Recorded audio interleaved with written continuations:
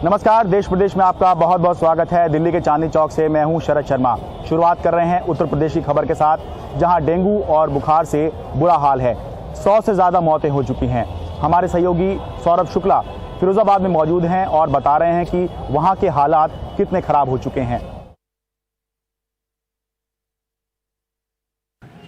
पूरे उत्तर प्रदेश में बुखार से 100 से ज़्यादा मौतें हो चुकी हैं। सिर्फ फिरोजाबाद में 60 से ज़्यादा मौतें हुई।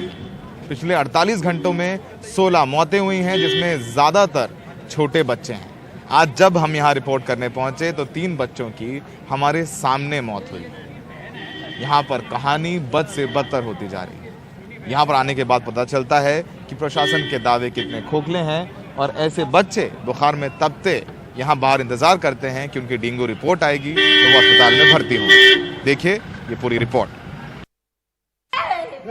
इस माँ की चीखें दिल छेद देती हैं। 5 साल की सावन्या को परिवार वाले सुबह 8 बजे फिरोजाबाद मेडिकल कॉलेज लेकर आए। डॉक्टरों ने कह दिया जगह नहीं है।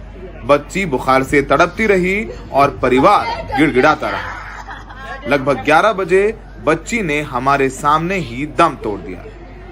मीडिया ये सच्चाई दिखा न दे तो आनन फानन में अस्पताल प्रशासन बच्ची का शव ले जाने लगा। सच छुपाने की हड़बड़ाहट में कई बार बच्ची का शव स्ट्रेचर से गिरते गिरते बचा। परिवार का आरोप है कि अगर बच्ची को समय पर इलाज मिलता तो सावन्या बच जाती। और ये देखिए ये इसको ले भी जा रहे हैं, स्ट्रेचर भी ले जा रहे हैं, तो इस तरीके से ले जा रहे हैं कि जिसमें इंसान नहीं था। इस तरीके से आप लोग ले जा रहे हैं। ये बताइए, खुद की बहन होती है मालूम बच जाती, किसी को खुद की बहन होती है मालूम बच जाती। क्या बोले? मना कर दी, ये हालत उसकी सही है तो एडमिट नहीं कर सकते हम, जो जगह नहीं है हाल। आपकी बहन ने यही दम तोड़ दिया इलाज के बाद? हाँ जी।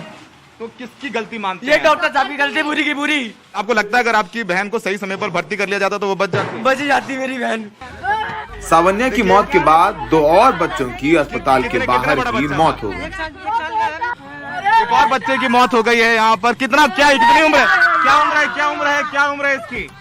ये देखिए, ये तस्वीरें आम हैं। 1 साल का बच्चा है, उसकी मौत हो गई है। और ये यहाँ पर ये तीसरी मौत है जो हमने कैमरे पे रिकॉर्ड की है। 40 साल के राम तीरथ अपनी 17 साल की बहन शिवानी को कंधे पर उठाए अस्पताल परिसर में दर भटक रहे हैं। शिवानी को बुखार है और सांस लेने में तकलीफ हो रही है। कई घंटों तक भटकने के बाद राम तीरथ हार कर अपनी बहन को घर वापस ले गए। राम तीरथ का कहना है कि अस्पताल में ना तो इलाज मिला और ना स्ट्रेचर। आया 4 बजे की लड़की डरी है, कोई आराम नहीं मिला अभी तक। सुनवाई नहीं कर रहे हैं। सुनवाई नहीं है आपकी? कल 4 बजे की डरे। 4 बजे के डरे, कल लेके कोई सुनाई स्कूल है नहीं एडमिट कर रहे हैं। कह रहे हैं घर ले जाओ। और क्या, अब जब घर तो ले जाएंगे, जब कोई सुनवाई नहीं करेंगे तो फाइल मांग रहे हैं, फाइल भी नहीं दे रहे। कहीं अंत कहीं ले जाए तो उसको दिखा दे। 45 साल के भोला भी बुखार से तपती अपनी 11 साल की बेटी को अपने सीने से लगाकर घर वापस ले जा रहे हैं। भोला का कहना है कि अस्पताल प्रशासन ने जांच के लिए बेटी का सैंपल भेजा है और कहा है जब तक रिपोर्ट नहीं आ जाती तब तक भर्ती नहीं करेंगे। इसकी मैंने खून की जांच कराई, वो रिपोर्ट मिलेगी शाम को रिपोर्ट जब उसका इलाज होगा तब इलाज होगा। हाँ। बोला रिपोर्ट नहीं मिल रही तो इलाज नहीं करेंगे। नहीं हो रहा तो क्या करूँ फिर, अब मैं घर ले जा रहा हूँ। फिरोजाबाद मेडिकल कॉलेज के पीडियाट्रिक वार्ड के बाहर बुखार से तपते लगभग 20 से 25 बच्चे ऐसे ही जमीन पर लेटे अपनी रिपोर्ट का इंतजार कर रहे हैं, क्योंकि जब तक रिपोर्ट नहीं आएगी तब तक अस्पताल में बेड नहीं मिलेगा। फिरोजाबाद मेडिकल कॉलेज की प्रिंसिपल डॉक्टर संगीता अनीजा का कहना है कि अस्पताल में ना बेड की कमी है और ना डॉक्टरों की। लोग घबरा रहे हैं, जिस वजह से अस्पताल के बाहर अफरा तफरी का माहौल है। हमारे पास 2 पेशेंट्स ब्रॉड डेड आए थे और एक पेशेंट आप बता रहे हैं तो उसका एकदम से हुआ था। पेशेंट्स का एडमिशन हो रहा है, किसी को मना नहीं किया जा रहा है। पेशेंट्स आया होगा उसको अटेंड किया जा रहा है। हमें शासन द्वारा माननीय मुख्यमंत्री जी के आने के बाद से हमें 30 डॉक्टर्स दिए गए हैं जो कि स्पेशलिस्ट हैं, और उसके बाद से 15 डॉक्टर्स हमने भी चुने हैं यहाँ के लिए, अलग से हमने अपॉइंट किए हैं। साथ में हमारे ट्यूटर्स और लोग भी काम कर रहे हैं जो सिर्फ ऊपर का मैनेजमेंट देखते हैं। स्टाफ नर्सेज हमने काफ़ी मात्रा में बढ़ा दिए हैं। इंसानियत के नाते सबको काम करना चाहिए और एक अच्छा मैसेज सबको ये क्लियर करना चाहिए कि जो पेशेंट हमारा सिक है हम उसको अटेंड कर पाए। हमारा कियोस्क का स्थिति अगर होगा तो हमारा नॉर्मल पेशेंट बीच में कहेगा हमें ले लो, तो हम सिक पेशेंट को नहीं देख पाएंगे।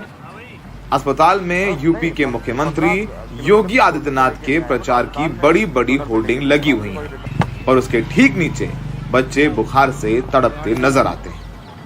आज सुबह से हमारे सामने 3 बच्चों की अस्पताल के बाहर मौत हो गई है।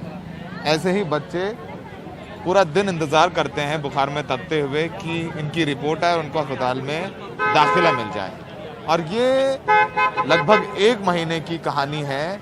हर रोज ऐसे ही अस्पताल के बाहर अंदर बच्चों की मौत हो रही है। ऐसी बिलखती माएँ यहाँ से गुजरती हैं। सब असहाय हैं। प्रशासन कह रहा है सब ठीक है, पर जमीनी हकीकत बेहद दर्दनाक है। फिरोजाबाद में सहयोगी अशोक महाले और जितेंद्र किशोर के साथ Saurabh Shukla, NDTV India. UP के मुख्यमंत्री योगी आदित्यनाथ ने कहा है कि 2017 से पहले राशन का अनाज सबको इसलिए नहीं मिल पाता था क्योंकि अब्बाजान कहने वाले उसको हजम कर जाते थे, बाहर बेच देते थे।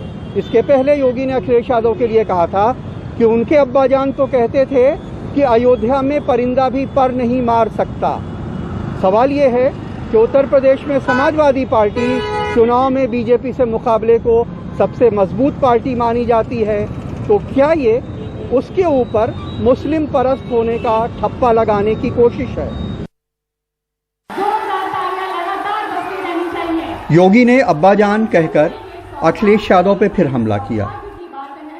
कुशीनगर की सभा में कहा कि अब्बाजान कहने वालों ने सरकारी राशन बाहर बेच दिया।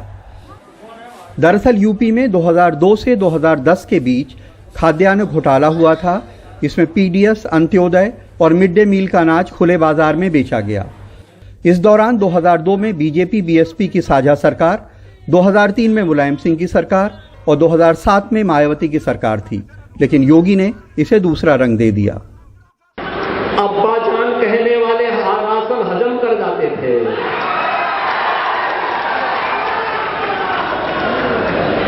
तब कुशीनगर का राशन नेपाल पहुंच जाता था, बांग्लादेश पहुंच जाता था। और आज कोई गरीबों का राशन निकलेगा तो राशन तो नहीं निकल पाएगा, लेकिन जेल जरूर चला जाएगा। योगी के इस बयान पे तीखी प्रतिक्रियाएं हुई। कश्मीर के पूर्व सीएम उमर अब्दुल्ला ने ट्वीट किया कि बीजेपी की मंशा हमेशा मुसलमानों के लिए जहर, नफरत और खुल्लम खुल्ला सांप्रदायिक एजेंडे पे चुनाव लड़ने की रही है। यहां एक सीएम दोबारा चुने जाने के लिए दावा कर रहे हैं कि हिंदुओं का राशन मुस्लिम खा गए। टीएमसी की महुआ मोइत्रा ने ट्वीट किया कि भारत में एक चुना हुआ मुख्यमंत्री सांप्रदायिकता भड़काने का दोषी है। यह आईपीसी की दफा 153 का उल्लंघन है। कोई स्वतः संज्ञान ले। Supreme court, UP police. वरिष्ठ पत्रकार तवलीन सिंह ने ट्वीट किया कि यह हेट स्पीच है। एजाज नाम के एक शख्स ने ट्वीट किया कि यूपी में यूनेस्को की 3 वर्ल्ड हेरिटेज साइट्स हैं, ताजमहल, आगरा फोर्ट और फतेहपुर सीकरी। ये सब किसी के अब्बाजान ने बनाई है। पूर्व वित्त सचिव डॉक्टर अरविंद मायाराम ने ट्वीट किया कि काश मैंने अपने पिता को अब्बाजान पुकारा होता। यह उस पिता से रिश्ते का कितना प्यारा इजहार है जो आपको मुसीबत से बचाने के लिए हिफाजत का आसमान आपके सिर पे तान देता है। अखिलेश यादव के साथ ये एक बार और भी हो चुका है। 6 अगस्त को लखनऊ में एक मीडिया कॉन्क्लेव में योगी ने कहा कि हमने कहा था कि रामलला हम आएंगे, मंदिर वहीं बनाएंगे। यह हम ही ने कहा है और हमने कितना सच किया है। यह आज जब अयोध्या में राम जन्मभूमि पे भव्य मंदिर निर्माण का कार्य शुभारंभ हो चुका है। उनके अब्बा जान तो कहते थे कि हम परिंदा भी पर नहीं मारने देंगे। अखिलेश यादव ने 7 अगस्त को पार्टी दफ्तर में हो रहे कार्यक्रम में इस पे पूछे जाने पे सख्त नाराजगी जताई थी। मैं तो केवल एक ही कहूंगा बात, भारतीय जनता पार्टी के मुख्यमंत्री जी को अपनी भाषा पर संतुलन रखना चाहिए। कल मैंने इंटरव्यू सुना है, हमारा आपका मुद्दों पे झगड़ा हो सकता है, लेकिन अगर हमारे पिताजी के लिए कुछ कह रहे हो तो तैयार रहना अपने आपके पिताजी के लिए भी मैं कुछ कह दूंगा। इसलिए मुख्यमंत्री जी अपनी भाषा का संतुलन रखें और जिनका आप स्वागत कर रहे हो उनको आपने लूटा है पूरा का पूरा लोकतंत्र। अयोध्या आंदोलन के दौरान मुख्यमंत्री रहे मुलायम सिंह यादव को बीजेपी आरएसएस के एक वर्ग ने मौलाना मुलायम कहना शुरू किया था। सियासत के जानकार कहते हैं कि इसका मकसद खुद को हिंदू जनता का खैर ख्वाह और दूसरे को मुस्लिम परस्त साबित करना होता है ताकि सांप्रदायिक ध्रुवीकरण कराया जा सके। पूरा उत्तर प्रदेश बेरोजगारी, महंगाई, हत्या, लूटपाट इससे गूंज रहा है। महिलाओं का चीरहरण हो रहा है, सरेआम गोलियां चल रही हैं। आप उन पे बात नहीं करने के ऊपर आप सामाजिक ध्रुवीकरण करने की कोशिश कर रहे हैं। मुझे लगता है कि इस देश के मुख्यमंत्री को, इस प्रदेश के मुख्यमंत्री को समझना चाहिए कि लोगों के मुद्दे क्या हैं। ये अब्बा जान और ये अम्मी जान कह के आप मुद्दों से मत भटकाइए। सियासत के जानकार कहते हैं कि चुनावों में एक लड़ाई परसेप्शन की भी लड़ाई होती है। अगर समाज में ये परसेप्शन बन जाए कि एक वर्ग दूसरे वर्ग के हक के ऊपर डाका डाल रहा है तो ये दो वर्गों के बीच में ध्रुवीकरण का सबब बन सकता है। सियासत इस आग में घी डालती है, इसका चुनावी फायदा होता है। लखनऊ में कैमरामैन राजेश गुप्ता के साथ कमाल खान, एनडीटीवी इंडिया। बारिश और बाढ़ से कहां है बुरा हाल, देखेंगे ब्रेक के बाद।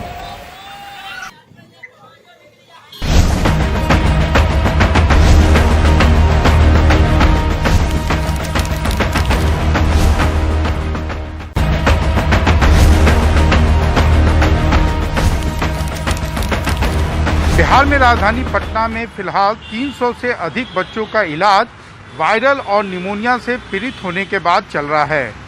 स्थिति की गंभीरता को देखते हुए मुख्यमंत्री नीतीश कुमार ने सोमवार को माना कि पूरे राज्य में सबको अब सतर्क रहने के लिए कहा गया है। पटना के नालंदा मेडिकल कॉलेज अस्पताल का शिशु वार्ड, कमोबेश सारे बेड भरे हुए हैं और आईसीयू में तो एक बेड पर 2-2 बच्चे। इनके अभिभावक का कहना है कि शुरू में वो बुखार को गंभीरता से नहीं ले पाए। बच्चे को बुखार नहीं छूट रहा है, निमोनिया का पेशेंट है और बुखार 4 घंटा 5 घंटा पर दवा देते हैं तो 4 घंटा पर बुखार आ जाता है। अस्पताल प्रबंधन का कहना है कि इस बार बच्चों के इलाज में कोई कमी नहीं है, उनके पास दवा भी है और ऑक्सीजन भी। एक बच्चे का डेथ आज हुआ है और विगत 10 दिनों में केवल 2 बच्चों का डेथ हुआ है। के लिए जितना संभव है सब काम किया जाता रहा। मुख्यमंत्री नीतीश कुमार कह रहे हैं कि हर संभव सारे कदम उठाए जा रहे हैं। अभी ऐसी स्थिति तो नहीं है, लेकिन फिर भी अलर्टनेस, भाई कोई जानता है कल होकर के क्या कुछ हो जाए। फिलहाल बिहार में खासकर सरकारी अस्पतालों में बेड मिलने के साथ ही इलाज में और अधिक सतर्कता बरतने की जरूरत है। पटना से कैमरामैन हबीब अली के साथ मनीष कुमार, एनडीटीवी इंडिया के लिए। अब बात बारिश और बाढ़ की। गुजरात के कई जिले भीषण बरसात की वजह से बाढ़ की चपेट में हैं। गुजरात के जामनगर का भारी बारिश से बुरा हाल है। जामनगर के कई गांवों का बाढ़ और जलभराव के कारण जिले से लगभग संपर्क टूट ही चुका है। फिलहाल प्रभावित लोगों की मदद के लिए प्रशासन हर जतन कर रहा है। चारों ओर से बाढ़ के पानी से घिरे लोगों को रस्सी और सीढ़ियों के सहारे निकाला जा रहा है। गुजरात के राजकोट में भी भारी बारिश से हालात खराब हैं। राजकोट शहर में पानी भरने से लोगों को काफी परेशानी हो रही है। राजकोट शहर में कई जगह घुटने तक पानी भरा हुआ है।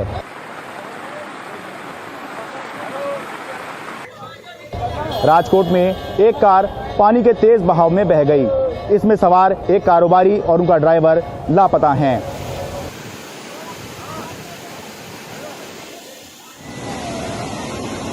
महाराष्ट्र के कई हिस्सों में लगातार बारिश हो रही है। ऐसे में महाराष्ट्र के कई हिस्सों में नदियां उफान पर हैं। नासिक में गोदावरी नदी का जलस्तर बढ़ने से नदी किनारे मंदिरों में पानी घुस गया है।